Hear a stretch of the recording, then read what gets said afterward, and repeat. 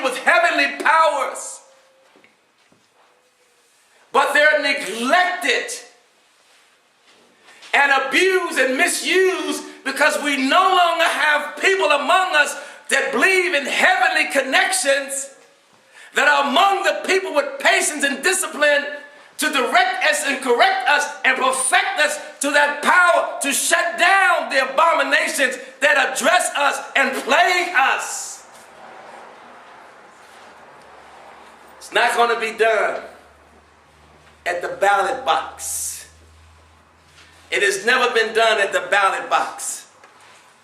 Unless human beings return to that part of themselves that's connected to everything, unless human beings realize that they are connected to everything in existence, they're just not individuals. We're not individuals because we are male and female, because we are black, we're white, we're red, we're yellow, because we say we are Muslim or Christian or Jew or Buddhist.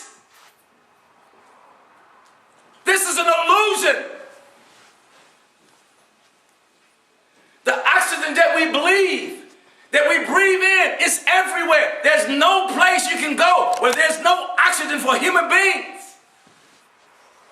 Whether you're white, black, red, yellow, brown, or you're Muslim, you're Christian, or you're Jew, you're Buddhist, you short, or you fat, or wild, or you broke, or you're rich. That oxygen is there for the breathing. That's only a sign that the Creator is also in all of us. But we're not in the Creator. The same thing would happen if we all started to hold our breath. How long would our brain survive? We're inhaling and exhaling voluntarily, involuntarily. We don't even have to think about it. But be in some water and be drowning, though your first ardent desire will be to breathe. You're not going to think about your money, your honey, your funny, your sonny. You're not going to think about anything of this life. You're only going to think about getting some oxygen. What has happened to the mentality of human beings? That we're so divided and conquered. And we think that something that happens to somebody over there does not affect us. If someone poisons the water in one part of the lake or river or ocean, it's going to affect us eventually. That oil spill is affecting us. We can't get the fish and the oysters that we usually get because of the oil spill in one area. If someone contaminates the oxygen, we're all going to suffer. Even if it's someone over in Europe or Africa or Asia or South America. Where's our mentality? Where's our heart? Where's our minds? We only think of our own selfish selves. We didn't come here by ourselves, and we can't leave by ourselves. Someone has to dress us and put us in the grave. When we came to our mother, somebody to take care of us because we could not take care of ourselves. No person is an island. How do you think the alternation of night and day comes and without conflicting? There is something beyond us that brought us here, that sustains us, that gives to us, and gives us the ability to tap into it. So when those heavenly rules through the Old Testament, the New Testament, the Quran, it was for all humanity. Moses, his laws was for everybody. Jesus, the gospel was for everybody. Moses, Muhammad, the Quran is for everyone. These are rules that govern the mentality and the body and the souls of keeping people in touch with the greater part of themselves that's connected to everything else. Don't you know, we come into our true being, this whole decadence and these killings were shut down. We only think, and the only reason it's still surviving because we think, okay, it doesn't concern me. It does. It hurts us. Just like the air would be contaminated, it affect all of us. If the water was contaminated, it affect all of us. Any harm to anybody anywhere is a harm to everybody everywhere. It has to be stopped. and return to being human beings and not just individuals with titles.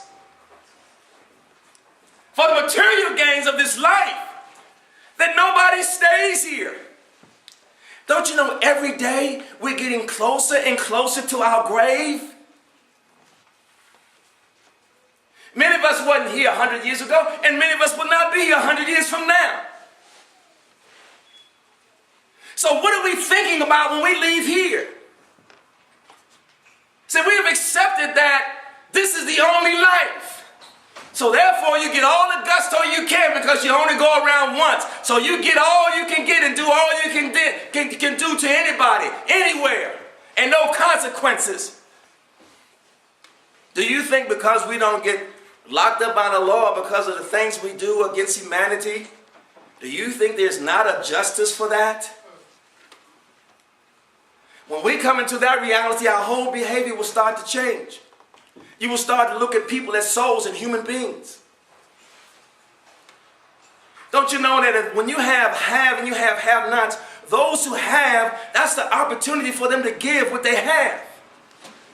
It gives those who do not have an opportunity to thank their Lord for having been given something from those who have. It brings about a great relationship. Because when you have the have and have-nots, people that are in poverty and don't have it, and you have those who are rich and have, you have a human divide. Now you're going to have conflict, and you're going to have wars, and you're going to have people plotting to kill and take because they have to survive. It's going to ruin their souls and bring them down to an animal level. Then that becomes the norm. And when we allow that to happen, you cannot stop that by trying to analyze somebody's mentality or watch their behavior. It is a spiritual decay, a spiritual contamination, because we've lost our humanity and we're acting like humans that can talk. I mean, animals that can talk. We've lost it. And so we're going to mosques, we're going to churches, we're going to synagogues for what? And we say, oh, it's those people over there. Those people are out there. Could the politicians stop the Katrina? Could the politicians stop Haiti? Could they stop the tsunami? Could they go and vote and put it back together? No, there's another power we're not dealing with that's trying to get our attention. And we're not listening. And it continues to plague us, to remind us that if we're not reminded of who we are and whose we are, there is a great calamity coming on us like it has come on all those who turn away from that that gives all of us power and respect and honor. The fact that we are in existence, a creator brought us in existence to honor us. And our honor is to honor that one who has honored us. That's why we pray. That's why we glorify. But you know what happens? What happens is that it empowers that part of us that we neglect. That part of us that has become malnourished. It becomes powerful. And we see less and less, and we have less and less value for the material things that have conquered us and divided us and caused us to be enemies to each other. It caused us to lie, steal, and kill each other over. We have to change our mentality. We have to return to that part that's connected to the greater part. We're not listening to ourselves. The whole point of worshiping and fasting is to get us away from that part that divides us.